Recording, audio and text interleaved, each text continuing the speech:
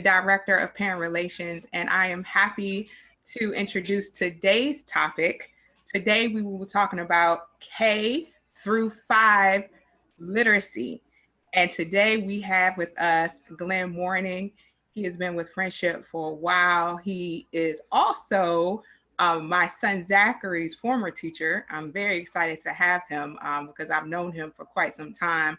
And I also have personal experience with him to be able to share the strategies with you.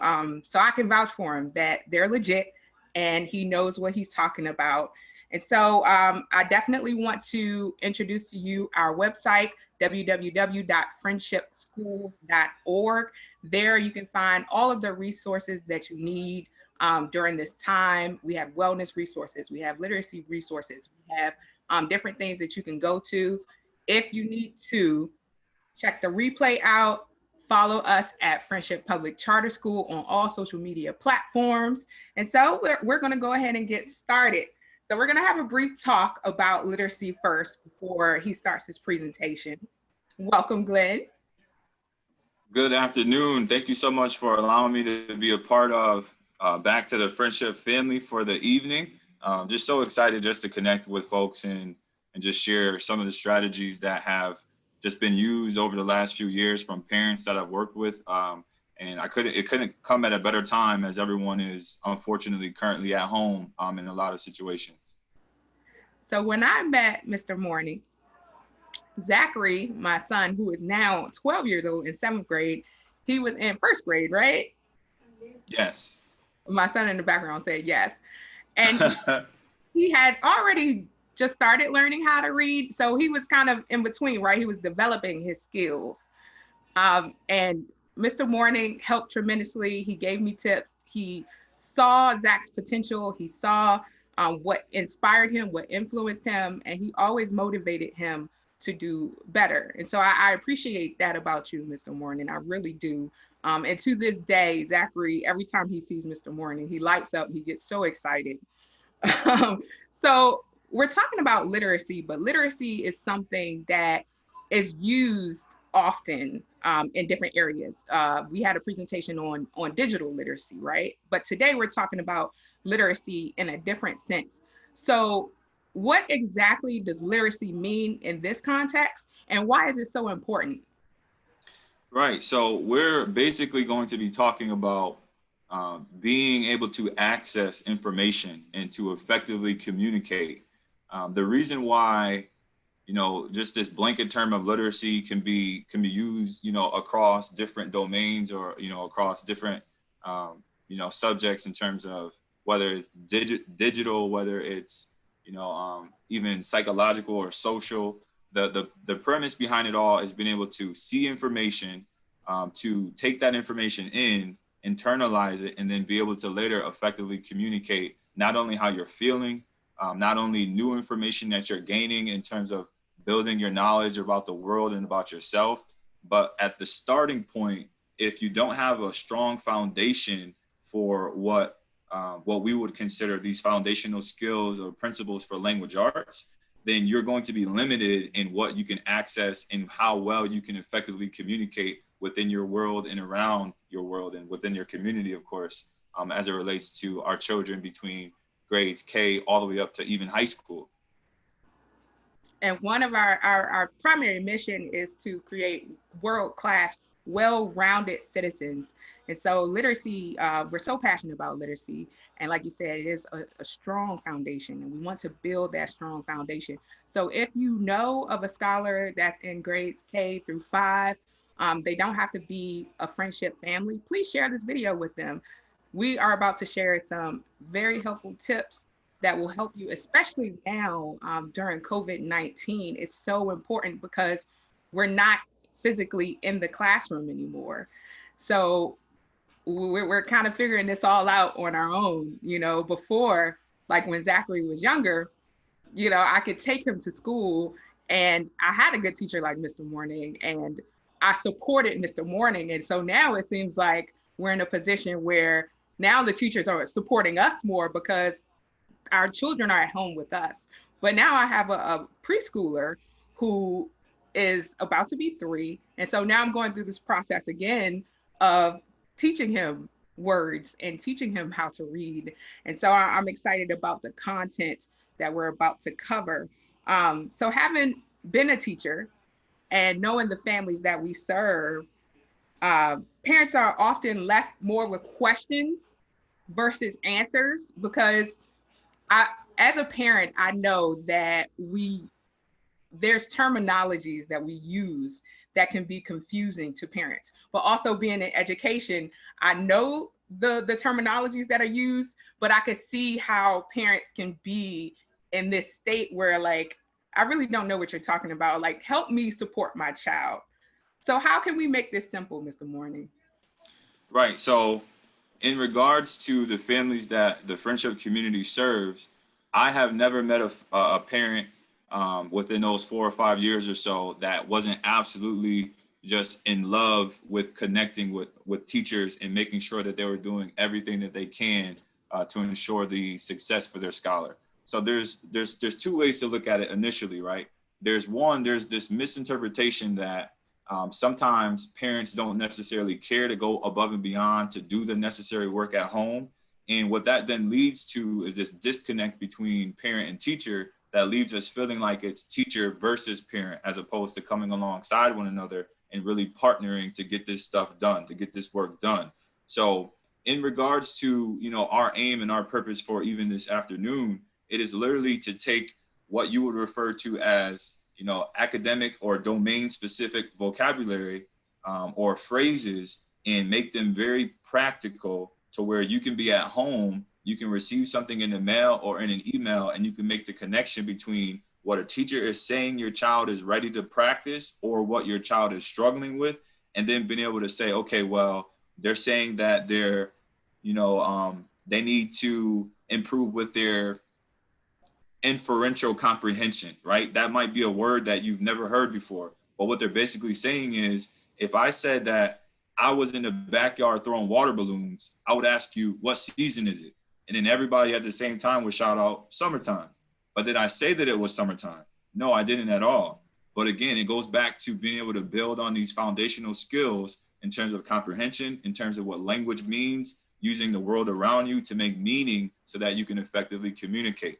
So my hope, between now and also the following week, because we'll be back for part 2 of this, is that you can feel comfortable and confident when sitting down with your scholar. And for those 5 or 10 minutes where you may usually have had a little bit of confusion with some of the vocabulary terms or some of the messaging from parents or from teachers rather, that you could finally take ownership and apply some of these strategies in a very easy and effective way.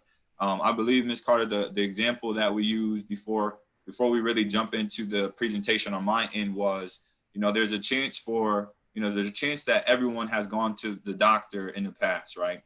And, if you're having any type of complications, whether it be with your knee or your ankle or your cardio, if you went to the doctor and the doctor was using vocabulary words that they learned in med school while they're explaining, well, you got to get an EKG and you got to get this and you got to get that. And if you had no context of what those crazy vocabulary words meant, you might go home thinking that you about to die, right?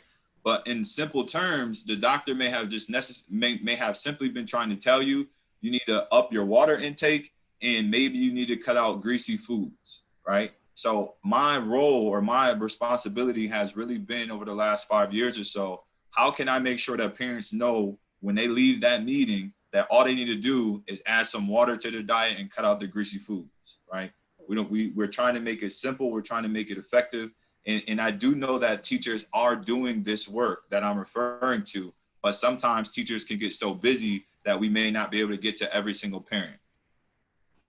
Thank you for that perspective. I mean, it definitely, we can get caught up in our own worlds that sometimes we don't through the lens of an educator. And so it's good to have you here. It's good to offer that perspective. And I'm glad that you're here to bridge that gap so that we can take these strategies and make it simple so that we can apply it at home. So I'm really excited. Let's go ahead and get started. I'm going to stop sharing my video so that you can go ahead and share your presentation.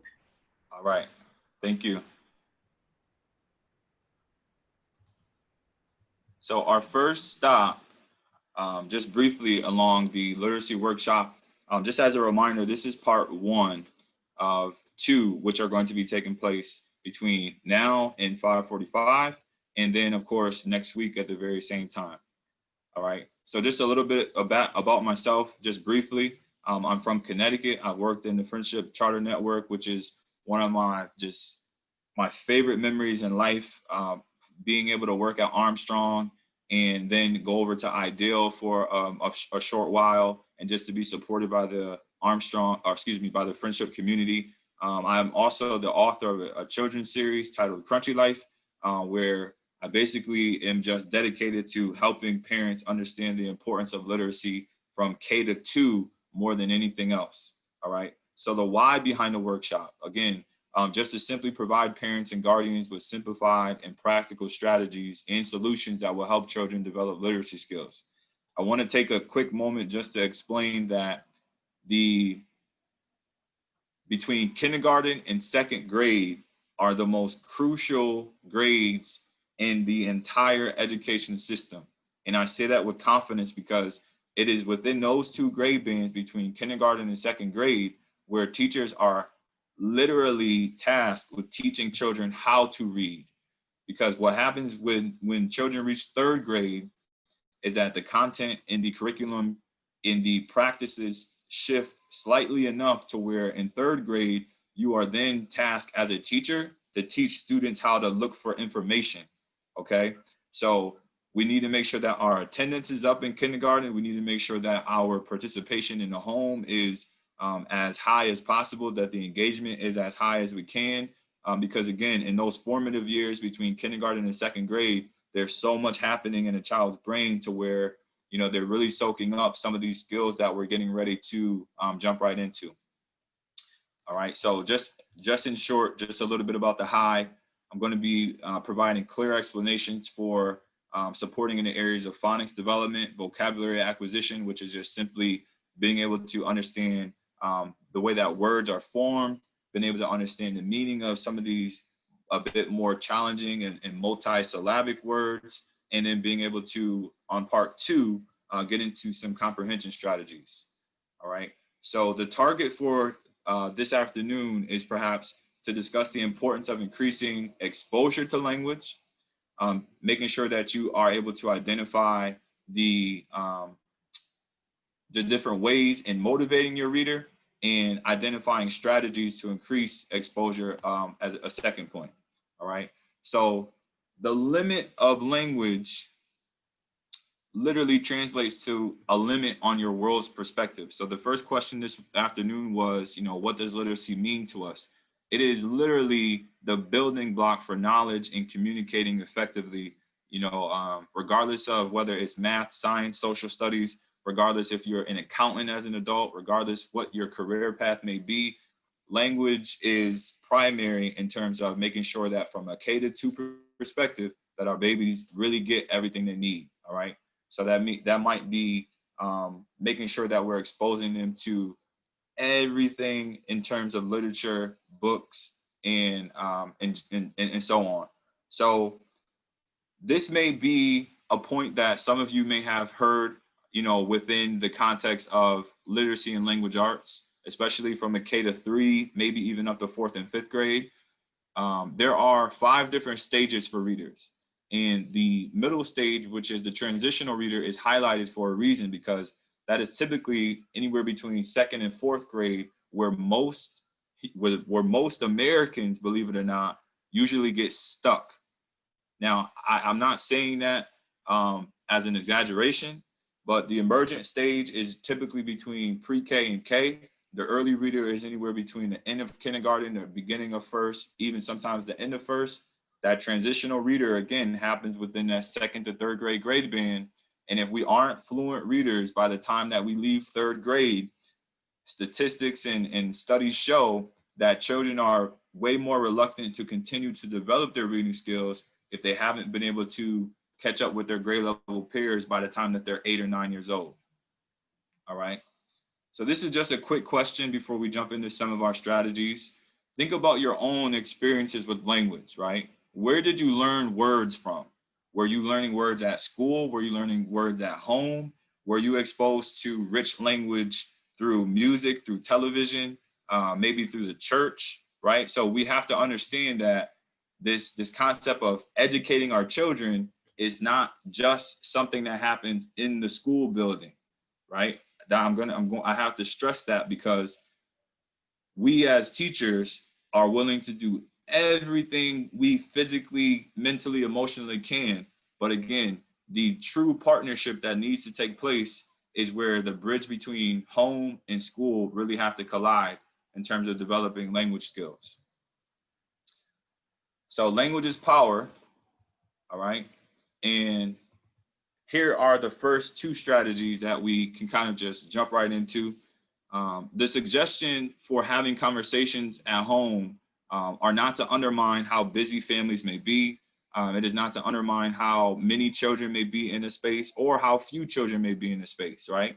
But the point is, to help children learn and use language, we have to be engaging. We have to make sure that they have, that they see, adults having healthy, positive communication. We have to make sure that they have opportunities to express themselves, both psychologically, in terms of their emotional capacity, as well as sharing about their day at school. Right? Another strategy that I've seen a lot of parents have success with is being able to ramp up language at home. Instead of just saying, it's hot outside, you can use words like it's humid out, and ask your child if they can feel what it's like outside to make meaning to the word humid, right? So those are just a couple of different examples. And if you've ever been inside a classroom, which 100 out of 100 of you for sure have at least been, into your child's classroom within the last couple of years or so, one thing that you may have seen and you may not have even noticed it is something that is referred to as a word wall. So most, especially in the Friendship Network, because this is one of our mandatory, components of our language arts classrooms, we have a word wall up for the simple fact that children are being exposed to new words and new vocabulary every single day. And to continuously see them in front of them, will allow them to internalize the meaning of those words, the structure of those words, and it's something that naturally can take shape as long as that skill is being reinforced. One way that you can reinforce the teacher responsibility of the word wall at home is to easily have moments, even at somewhere as simple as a grocery store, where you have a chance to, break down what some of the environmental print is inside of the grocery store. So you see the word here highlighted, or not highlighted, but the large word here is the word fresh.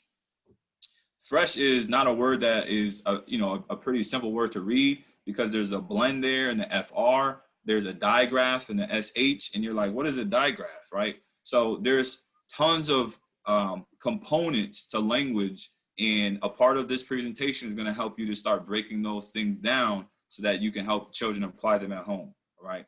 So as it relates to, as it relates to building language at home, here is one very simple tool that we can use.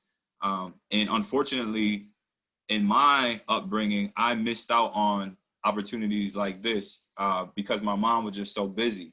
There were 5 of us, and when we got to the grocery store, it was nobody move, nobody gonna get hurt. It was just straight up, we need to get this, and get out of there.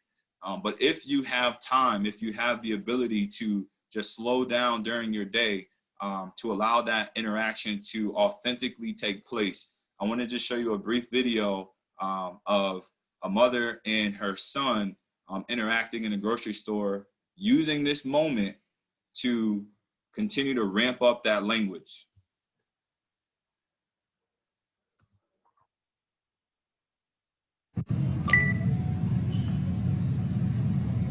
You help me find cucumbers? This way. This way. Oh, this way.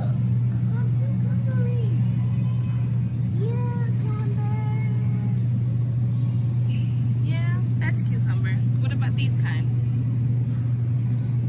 Cucumbers too. Those are cucumbers too. Put it back. All right, as she tells him to put something back. All right. So if we think about it, she is hitting that auditory skill by saying the word cucumber out loud.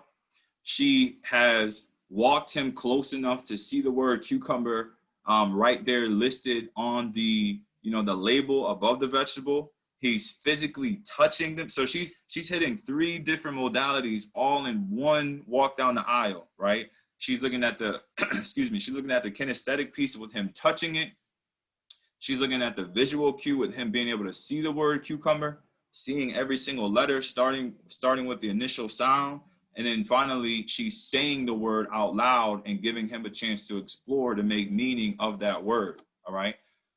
Something that you can do inside of the clothing store, something you can do just walking down the street next to the, wherever you're going, to the gas station. This is a skill that we take for granted, and it is so,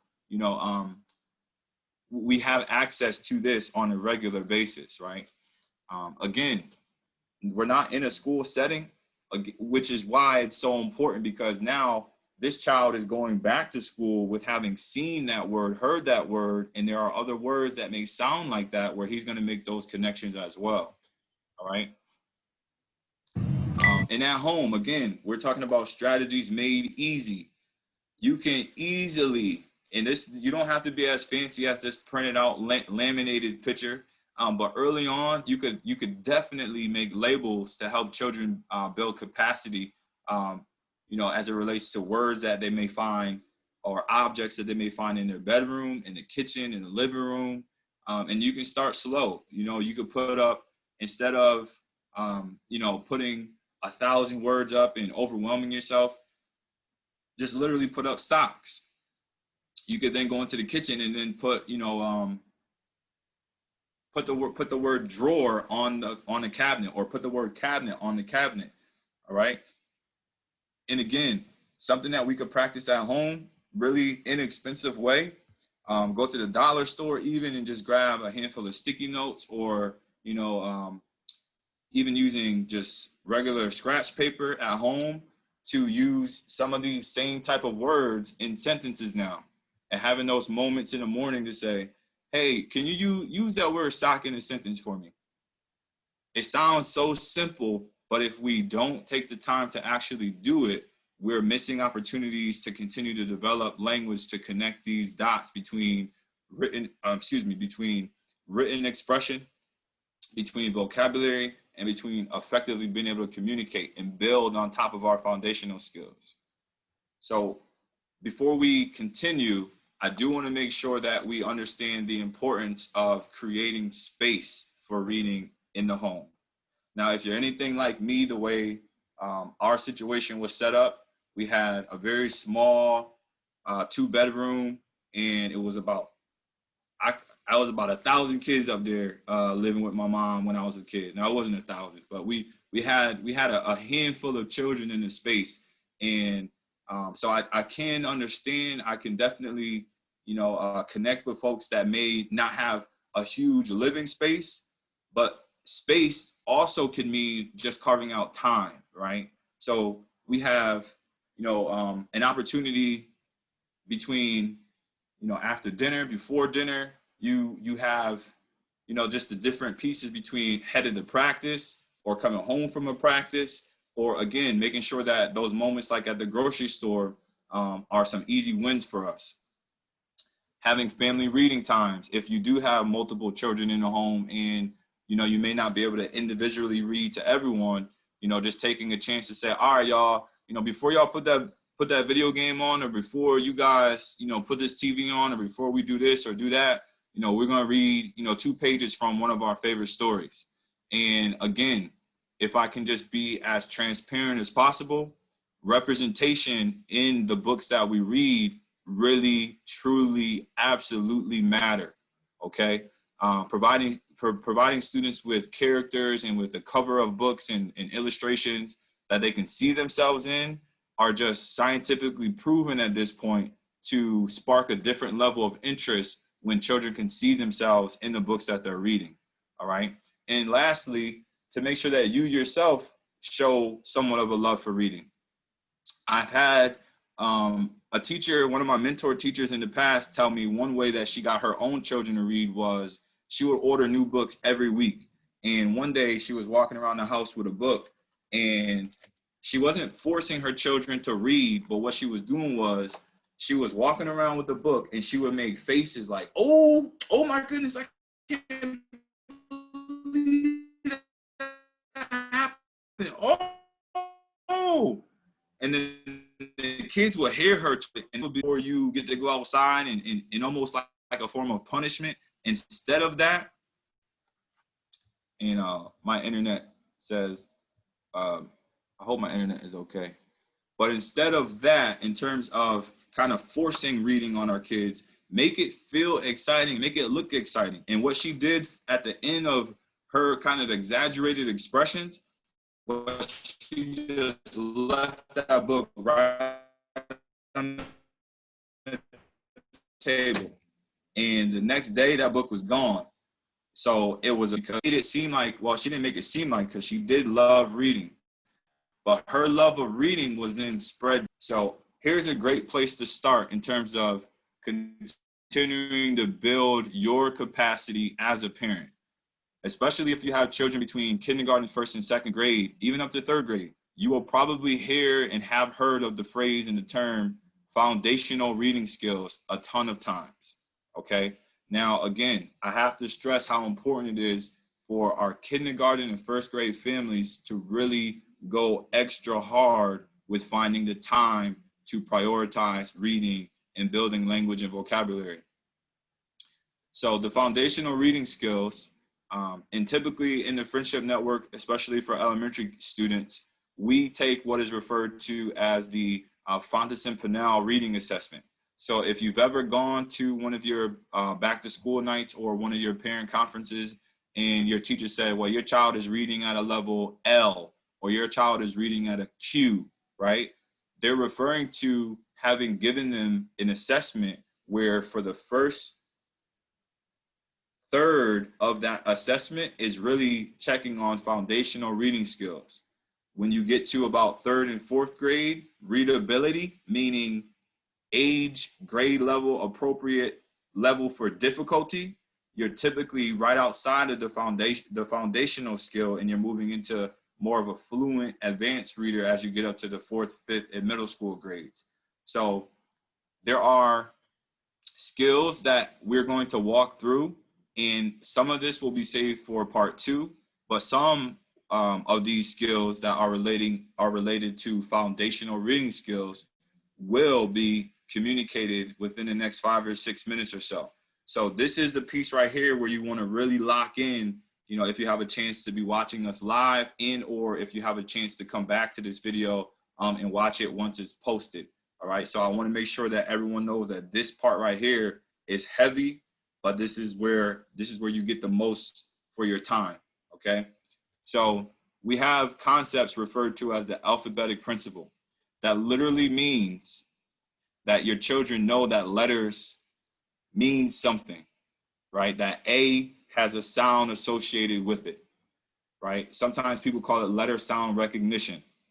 So the next piece is the concept of print, which means directionality. You know that when you open up a book, you know which direction the pages turn in. These are basic skills that may sound really practical, but unfortunately, there are children that never master these basic skills, to where when they get into the next stages, which are referred to as, you know, the phonological stages, there's a chance where they may not be able to make meaning to these word pieces, meaning the letters that come together to make full words and sounds, where if you can't put a sound with a sound to create a word, there's no way that you can then later on build sentences, let alone understand paragraphs and pages, right? So again, K1 and 2, super, super critical that we get this right, all right? So then we'll have an opportunity to briefly talk about some phonics approaches as well as high frequency words. So the phonemic awareness piece is literally where your kindergarten, even in pre-K, your pre-K, kindergarten, and first grade students have to make sure that we get these 44 sounds down. 44 sounds. There are 26 letters in the alphabet. There have always been, right? But there are 44 some odd sounds in the English language, which is one of the most misunderstood concepts in terms of parents that think that because their children know that they can sing the alphabet, that they get that parents are a bit confused when we as teachers then say, well, yes, we know they know the alphabet, but they don't know their sound. Well, what you mean? Because my baby knows A, apple, a. Yes, but there are additional sounds that correlate with letter combinations as well. And then we'll be able to get into some of that, hopefully, if not tonight, especially for part 2. All right. So the phonemic awareness piece, if children can't what is referred to as tap out sounds in these very basic words that we as teachers call C, V, C. A consonant is every letter except the vowel. The V is the vowel, obviously, and it's finished or closed off by another consonant. Not continent, which is what I used to say back in the day when I first started teaching, and people used to look at me like I was crazy, but consonant, meaning letters like M, T, P, right? As opposed to A, E, I, O, U. Cool, right? Got it. So students are in kindergarten and first grade, they're practicing these letter sound recognition drills that you can easily do at home, okay? I have an example of a bit more expensive pack of these same type of letter cards, but we can easily create them or print them off for free, where if you were to go and do drill sounds, you would say D, dog, D, right? Just the initial sound. And then for a vowel example, you can say U, up, Okay, let's go to what I was referring to earlier as a digraph. Like in the word fresh, S-H, ship, sh. 2 letters, 1 sound, which contributes to those 44 sounds. C-H, chin, ch, like chocolate. Champion, okay? All right, I want to stop there because round 2 of our workshop gets a bit more into that. So if students can't take and isolate the letter M, map, if they can't get A down, A, apple, A, T, top, t, right? Then they're going to have a hard time being able to then blend M-A-T to make the word mat. The next stage of this would then be able to take out the initial or beginning sound of mat and turning it into bat. I kid you not when I tell you that if this stage is skipped or not made a priority, there are going to be students that get to grade 4, 5, 6, and so on that cannot read these basic CVC words that kindergartners should be taught at an early age. And that is not me, verbally attacking anyone. I'm just letting you know how serious and how important it is for us to master the phonemic awareness stage as soon as we can for our babies. This is a short video with one of my colleagues in DC on phonological awareness for you to get even a more clearer picture of what I'm referring to. And then we will be moving forward before we hopefully come back together. And I doubt we'll get into much of the comprehension stage. But again, what I'm referring to now within the earlier foundational stages are primary. These are the most important essential skills. So here is another short video.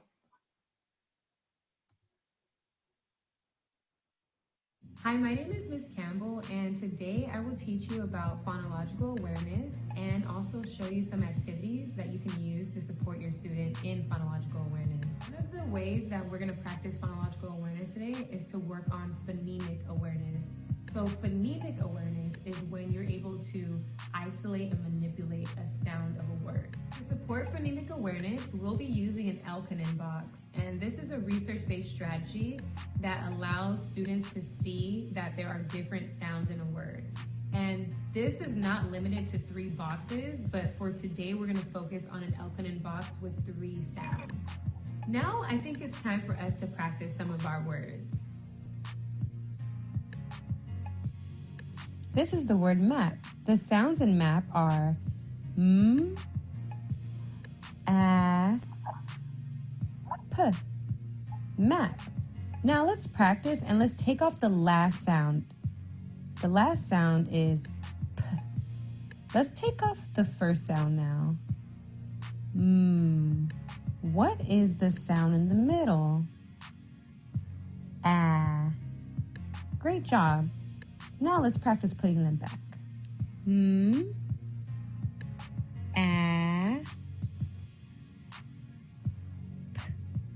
Map. Now let's practice blending all of the sounds using our car. So let's go ahead and start at the first sound. A, p. Map. Now let's practice a challenge word. This word is sheep. Sheep has 3 sounds, and we're going to use a gummy bear to help us isolate each sound. Let's start with the first sound, sh, the middle sound, e, and the last sound, p. Sheep. Thank you so much for watching. Hi, my name is Miss Campbell. Okay, so the very first time that we played that video for sheep, we had parents say, well, there are only 3 boxes. Sheep has, Mr. Morning, sheep is S-H-E-E. There's 5 letters in the word sheep. Again, the reason why the foundational skill as it relates to phonemic awareness is so important is because we're talking about sounds. We're not referring to letters, right? We're not breaking down, because if we broke down the word sheep by 5 different sounds, you'd have to say s, p. And the word sheep is not sh, p, right? It's sheep. So again, critical that we understand the importance of letter sound recognition as it relates to then building up our capacity for phonemic awareness, as it then relates to us being able to change the word map into the word mat with a T, and then changing mat to the word sat, like he sat down, and then being able to change sat to a word like can, right? Because now you're changing the S and the T, and you're leaving the medial sound, and you're changing the S to a k, and then the N to a okay? As it relates to one other strategy that we have time to really get into this afternoon, I want to make sure that everyone understands this idea, especially for K-2, this idea of sight words. Sight words are words that you can get some really great progress with, similar to multiplication or addition and subtraction in flashcards. Sight words have to be memorized. There is not necessarily a substitution to the rule of introducing the 220 sight words that need to be memorized between kindergarten and 2nd grade. All right. So an example of why this is so important. If you go back and you think about this concept of phonemic awareness, which is one of the most important critical steps to building up the capacity for a reader at home. Now you could easily cut out those letters with just paper that you have, or go to the Dollar Tree and like my family does, and just grab the magnetic letters and get like a 99-cent cookie tray where you could stick your magnetic letters and have the kids practicing building the words mat, sat, rat, can, man, fan, and just so on, and building out word families. But the reason why the understanding of sight words on the contrary of phonemic awareness is so important is because if you try to teach the same strategy to children with words that are referred to as sight words, you are just going to be bumping heads at home. You're going to say, sound it out. and then you're going to continue to get your first or second grader mispronouncing or spelling the word wrong because of understanding of what sight words are. If you try to use the same concept of p with a sight word such as the word what, you are going to get W-U-T. What is W-H-A-T? Same with was. If you try the same concept with was, you're going to get W-A-Z. W-U-Z. Was is W-A-Z. And so on, and the list continues, okay? So my recommendation is to either ask your teacher at school, or to simply just type in Dolch or just sight words, S-I-G-H-T words, and just to get a list.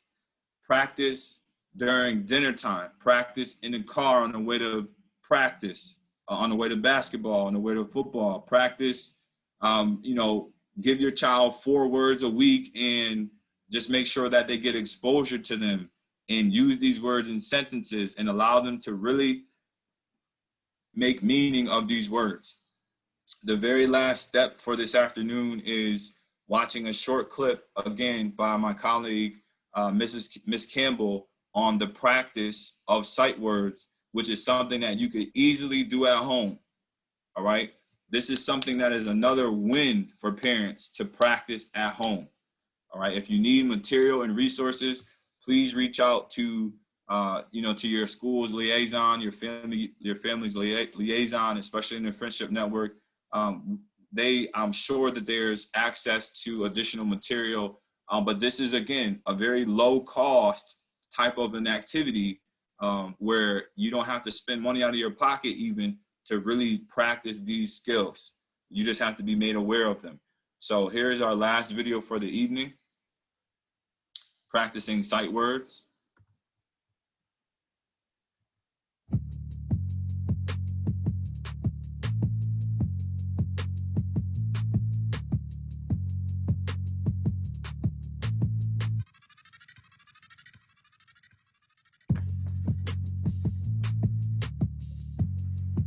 I used the word went to create the sentence, the astronaut went to outer space.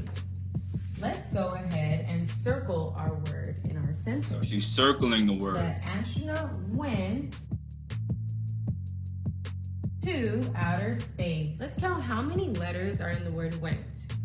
1, 2, Again, 3, she's not asking 4. for sound. There are 4 you letters need in the word the exact went. amount What of is the letters. first letter in the word went?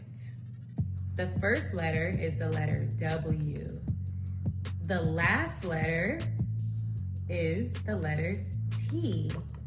Great job. Now your job is to create sentences for the words that you're learning and draw a picture to match.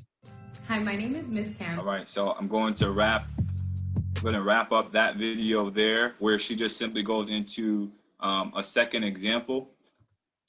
And lastly, before we transition for the evening, I just wanted to make sure that I just plugged in our next session that will be provided to you right through the Friendship Network on their Facebook page. Again, facilitated by myself. And the recommendation for anyone that's interested in additional resources to please visit the friendshipschools.org website, where you can get access to not only additional resources, but also just to stay in the loop with how wonderful Friendship has been supporting students and families within the district. All right. So I thank all of you for joining us for this evening. If you are watching this post the live after it's gone on live, please make sure to just to share this link with anyone that would benefit from helping their children K all the way to 5th grade. And I look forward to connecting with all of you next week on October 14th at 5 p.m. Thank you so much, Mr. Morning, for that excellent presentation on K-5 literacy. That was very helpful. And parents who are watching, again, if you have any questions for Mr. Morning, or if you would like additional materials, you can email us at wework@friendshipschools.org, or you can call area code 202-281-1777. Again, 202-281-1777. Again, thank you all for joining us this evening, and you all have a great week, and we will see you again for part 2 next Wednesday at 5 p.m.